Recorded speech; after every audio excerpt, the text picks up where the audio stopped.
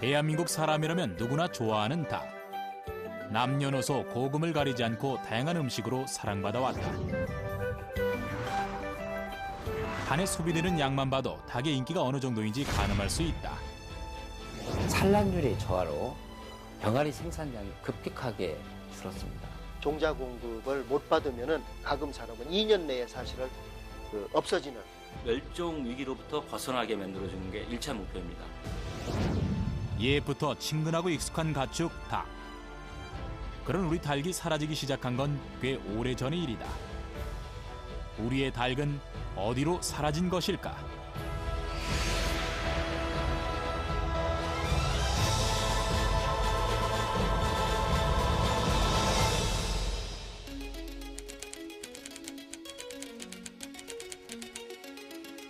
(1930년대엔) 닭 한 마리에 2원으로 쇠고기 2.4kg과 맞먹을 정도로 비쌌다.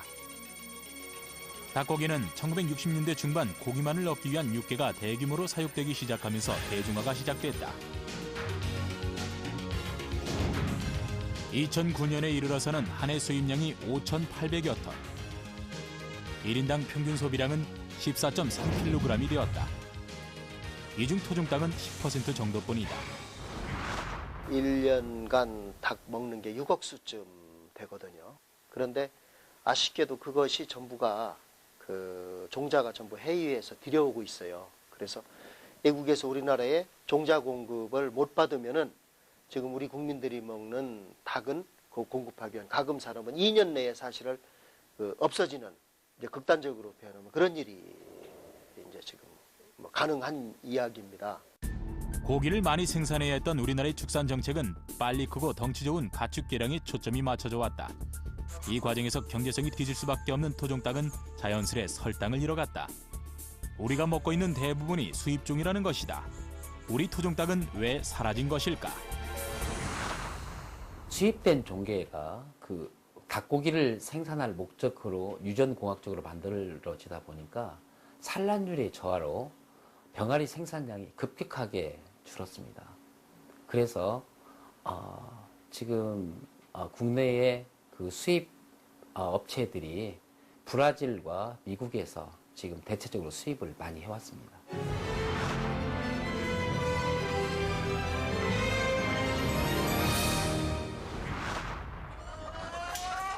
경기도 파주의 한 양계 농장.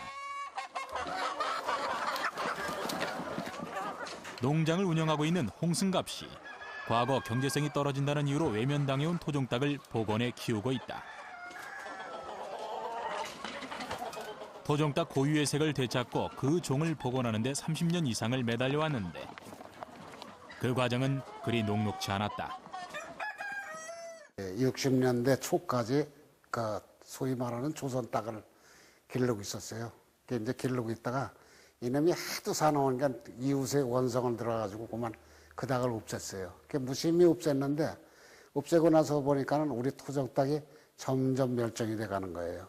그러다가 이제 80년대 초에 토종닭을 가운데에서 기른다고 그래가지고 구해왔더니 어렸을 때 보던 닭하고 조금 좀 석연치 않은 점이 있어요. 그래서 왜 이 닭이 내 머릿속에 있는 그 입력되어 있는 거하고 틀려지는가가 그 왜라는 게 그만 몇십 년을 닭하고 실어 먹으면서 색상 복원 작업을 하게 되고 오늘날까지 이제 기르게 된 거죠. 홍승갑 씨는 총 11종류의 토종닭을 복원했다. 몸이 검은 이 닭은 언뜻 오골개로 보이지만 흑색 야개로 불리는 토종닭의 한 종류인데 토종닭이 한 종류만 있다고 생각하는 사람들에게는 놀라운 사실이다. 다양한 종류를 복원할 수 있었던 데는 옛 문헌의 도움이 컸다. 그 원천 기초 자료가 없으니까 그런 고화나 옛 문헌들에 나오는 단견이나 또 1900 이제 소위 강제합병 이전에 일본 사람들이 와가지고 의도적으로 조사를 해가지고 나온 객관적인 논술이나 그런 거에 이제 우리 공부하는데 주안이 되고 있는 거죠. 닭은 우리 민족과 친근한 가축인 만큼 고화나 민화 속에 자주 등장하는데 깃털의 모양이며 몸통의 색깔까지 각각 다른 특징들이 확연하게 나타난다. 옛 문헌을 토대로 토종떡의 모양과 색을 그대로 재현해내는 데까지는 쉬운 과정이 아니었다. 수대를 거쳐 교배를 해야 했는데 그야말로 인고의 시간이었다. 한 가지 색상이 고정화됐다라고 그러는 건 보통 그 무리가 한 7, 80%가 예를 들면 흑계를 한다 그러면 7, 80%가 전체에서 흑계가 나와야 돼요. 그 7, 80% 이상이. 그게 다른 무리하고 섞이지 않고 7, 80% 이상 무리수가 이제 될 때까지 한다는 그 세월이 한 10년 걸려요. 그게 10년 이상 걸려야 한 가지 색상이 고정됐다라고 그러는데 그만큼 긴 세월 시간하고 싸움이죠, 이게. 토종닭은 오랫동안 이 땅의 기후, 풍토와 자연 환경에 적응하면서 형질이 고정된 것이다. 그러면서 외국종과 교잡되지 않은 순수한 우리 땅의 것. 그 가치와 의미는 따질 수 없다. 우리 것에 대한 애정이 있었기에 지금까지 토종닭을 볼 수 있는 것은 아닐까.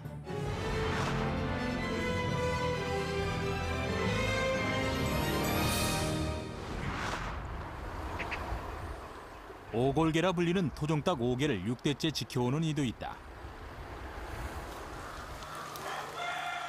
천연기념물 제265호로 지정된 5개는 충남 논산시 연산면에서 이승숙 씨가 기르는 것만을 가리킨다.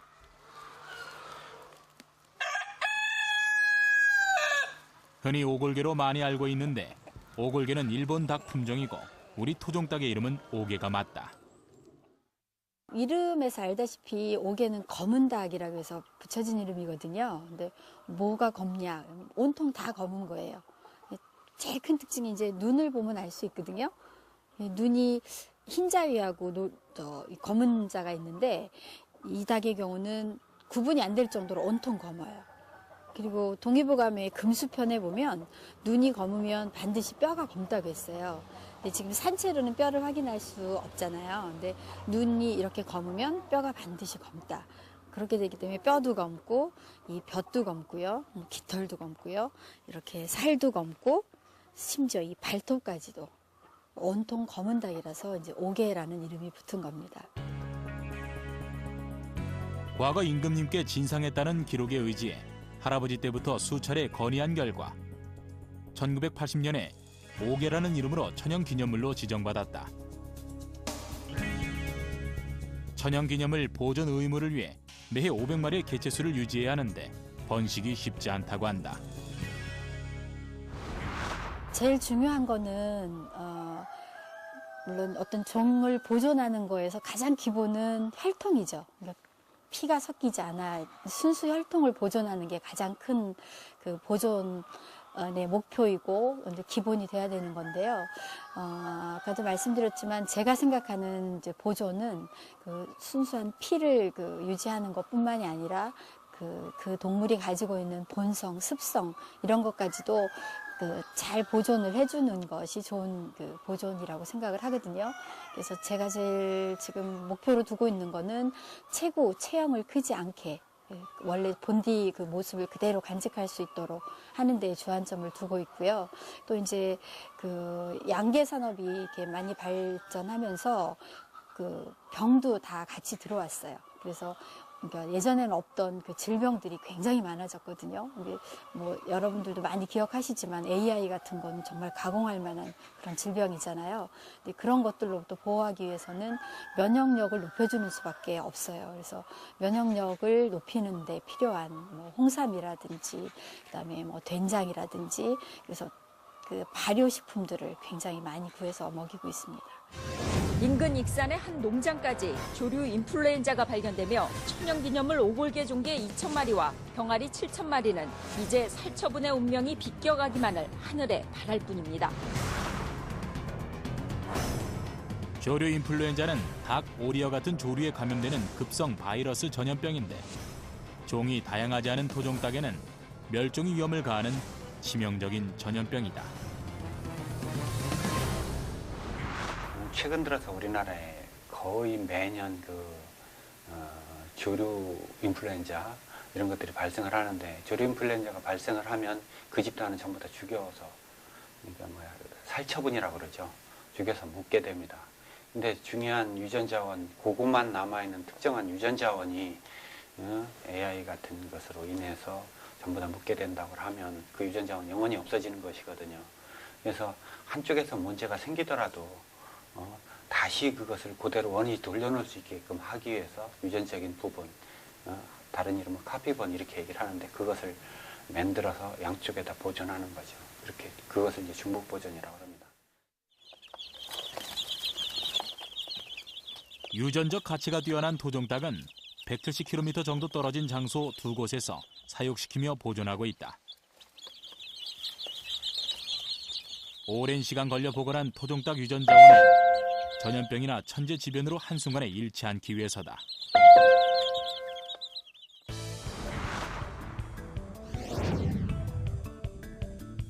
전라북도 남원에 위치한 가축 유전자 시험장. 충청남도 천안에 있는 국립축산과학원과 함께 토종닭의 유전자원을 중복 보존하고 있는 곳이다. 뿐만 아니라 이곳에서는 멸종위기에 처한 토종닭을 모니터링해 우수한 유전자원을 국가적인 차원에서 관리하고 개량해 나가고 있다.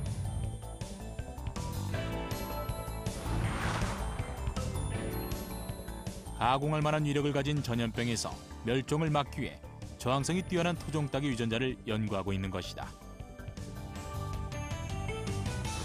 인류가 지금 굉장히 세계화가 되다 보니까 이 전염병의 확산이 굉장히 빨라졌어요. 금년도에 구제역 같은 게 그런 상황이거든요. 이게 만일 우리가 그 5, 60년대까지 우리가 발생 안 했던 거는 그만큼 사람 왕래가 적었기 때문에 그런 거거든요. 그러니까 질병이 계속 발생하니까 새로운 자원을 만들어야 되거든요. 새로운 품종을 만들어야 되고 그 질병을 이길 수 있는 품종을 만들어야 되기 때문에 각국은 더 유전 자원에 대해서 더 확보하려는 노력을 많이 하고 있고, 또 하나는 재래 가축들이 그 경제적인 능력이 떨어져서 사실은 그런 거였는데, 근데 걔들이 경제적인 능력은 떨어질지 모르지만은 숨어 있는 자질들을 가지고 있거든요. 아직까지 인류가 밝히지 못하는 유전적인 자질이 걔들은 가지고 있습니다. 그거를 우리가 다시 활용한다면은 새로운 품종을 만들 수 있고요. 그러니까 미래에 그 새로운 품종을 만들 수 있는 그 자원으로서 유전 자원은 굉장히 중요하고, 그래서 각국이 그러한 그 유전 자원에 대해서 지금 큰 관심을 가지고 있습니다. 2년 전 축산연구소는 지금까지 멸종된 것으로 알려졌던 긴꼬리닭 발굴을 발표했다. 한 축산 전문가가 30년간 각고의 노력 끝에 만들어낸 성과다. 이쪽 라인들은 젓갈색 라인들은 전부 다 다리 색깔이 더 짙다고. 예. 그리고 여기도 보시면 수탉도 지금 같이 있거든요. 젓갈색하고 한갈색. 검은 빛이 도는 청색의 긴 꼬리는 길게는 1m까지 자란다. 화려한 모양 때문에 관상용으로 적합하다. 우리나라 긴꼬리닭은 사실 역사적으로 문헌에 따르면 서기 3세기 중엽부터 등장을 합니다. 아주 오랜 역사를 가지고 있는 거죠. 그 다음에 1800년대에도 외국인들이 와서 조선의 긴꼬리닭에 대한 목격담을 기록한 것이 있습니다. 분명히 우리나라 재래닭 중에서는 꼬리가 긴 성질을 많이 가지고 있는 거죠. 그런데 제가 지금 긴꼬리닭을 기르면서 처음부터 꼬리가 길었던 것이 아닙니다. 우리나라 재래닭 중에서 꼬리가 길 수 있는 또 길었던 닭들을 계속 선발하고 그거를 누진교배시켜서 이제 오늘날에 도달을 한 거죠. 그러니까 처음 우리나라 재래닭은 이 꼬리 길을 긴 유전인자를 가지고 있는 겁니다. 그거를 어떻게 이제 육종을 하느냐에 따라서 결과가 나타나는 거죠. 자, 이승 잡으셔도 되지 뭐. 잠깐 이렇게 네. 이건이 가장 가운데에 있는. 가운데 있죠. 예. 그러니까 그거 아까 말씀하신 것처럼 그거랑 평행되는 애가 빠졌나요? 아니면 이거 빠질 수도 있고 어. 중간에 끊어질 수도 아마- 있고. 긴 꼬리닭의 보존을 위해 현지 조사 및 유전자 검사, DNA 샘플 채취가 정기적으로 이루어지고 있다. 국가에서 토종닭에 대한 모든 유전 자원을 가지고 있는 게 아니기 때문에 민간의 도움과 노력이 절실히 필요하다고 한다. 지구상에 지금 약 가축의 품종수가 한 7,500여 종이 있다고 보고가 되어 있습니다. 근데 그게 어떠한 현상이 있냐면은 거의 한 달에 한 개의 품종이 지구상에서 사라지고 있습니다. 그 현상이 우리나라도 경제 발전하고 같이 그런 현상이 발생을 했었거든요. 우리나라 재래닭이 그래서 한때는 멸종 위기까지 몰렸다가 발굴한 사례도 있고요. 이거 국가 차원에서 한 일도 있고 민간 차원에서 그러한 대가 없이 복원을 하셨습니다. 그러한 종다양성, 유전자원의 다양한 것을 확보함으로써 이게 앞으로 우리가 새로운 그 형질을 우리가 활용하고자 할 때 그때는 그 여러 가지 다양한 품종 중에서 우리가 목적한 유전자를 선발할 수가 있죠. 근데 그러한 유전자의 그 파이가 적어지면은 우리가 건져낼 수 있는 게 적게 되는 거죠. 우리들의 그 가축 유전자원의 가장 중요한 사명 중에 하나가 현재 있는 유전자원을 그대로 후손한테 물려줘야 된다는 것이 우리 지금 현존해 있는 인류가 가지고 있는 가장 큰 숙제이면서 임무라고 저희들은 생각하고 있습니다.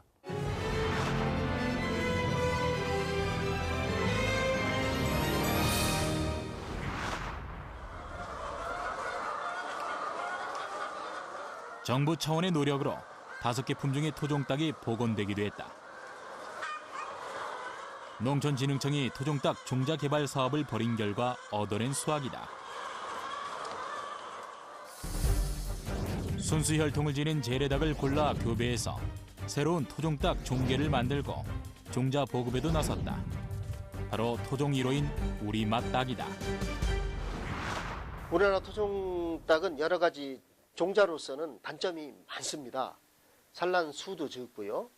그 다음에 체구도 적고 성장 속도도 느립니다. 그러니까 양적인 형질에서는 그게 비교가 되질 않아요. 애국종들의 특징은 알도 많이 낳고 그 다음에 성장이 굉장히 빠르다고 하는 그런 특징을 지니고 있어요. 그래서 그렇기 때문에 그동안 우리가 어떤 산업화 과정에서 많게 빠르게 값싸게 이게 우리의 가장 큰 관심사였거든요. 그러다 보니까 자연스럽게 우리 고유 종자는 그런 특징에서 이렇게 소위돼 가면서 자꾸 이제 멸실 단계에 이르렀지요.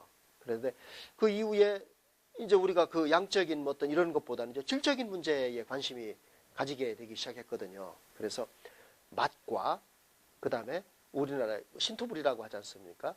우리나라의 사료와 우리나라의 기후풍토에 가장 강한 닭, 그러면서도 한국인의 입맛에 가장 맛있게 느껴지는 닭, 이런 것들은 토종닭이거든요.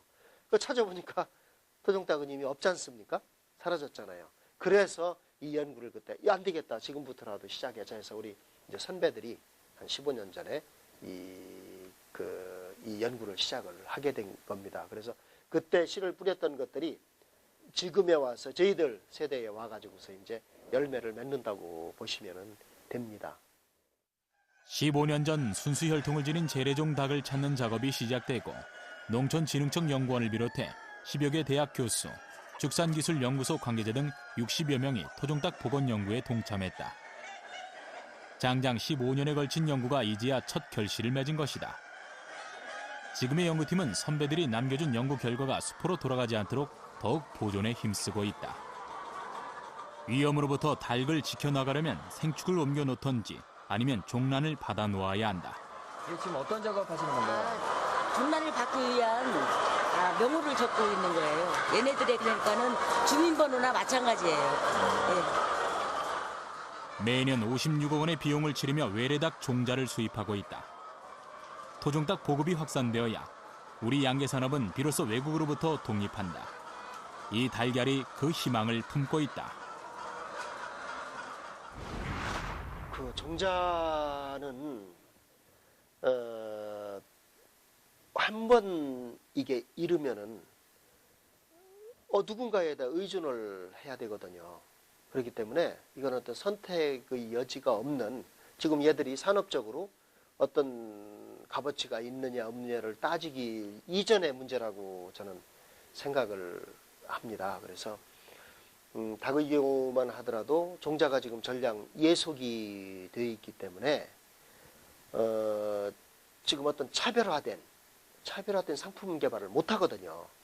한국의 고유 종이라고 하는 어떤 그 상품성이 이렇게 그런 제품이 나온다고 하면은 그거 막 국내 수요도 그렇고 소비자들을 위해서도 그렇고 그다음에 뭐 닭고기를 수출하고 하는 데에서도 외국 종자를 쓰는 것보다 우리나라 종자를 가지고 차별화시키는 게 저는 훨씬 유리하다는 생각이 듭니다. 그런 의미에서 종자 개발은 정말 중요하고 우리가 반드시 지켜야 될 마지막 선이 아닌가 하는 생각이 듭니다.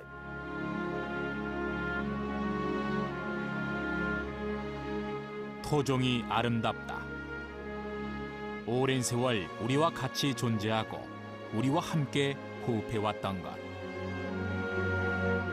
토종은 그래서 우리에게 딱 맞을 수밖에 없다. 전염병과 먹을거리 불안감 속에서 토종을 찾게 되는 이유다. 지나치게 친숙한 나머지 보존의 필요성을 인정받지 못했던 닭. 우리가 지키지 못하여 무관심 속에 사라져버린 닭이 희망을 품고 돌아왔다. 우리는 무엇을 해야 할까?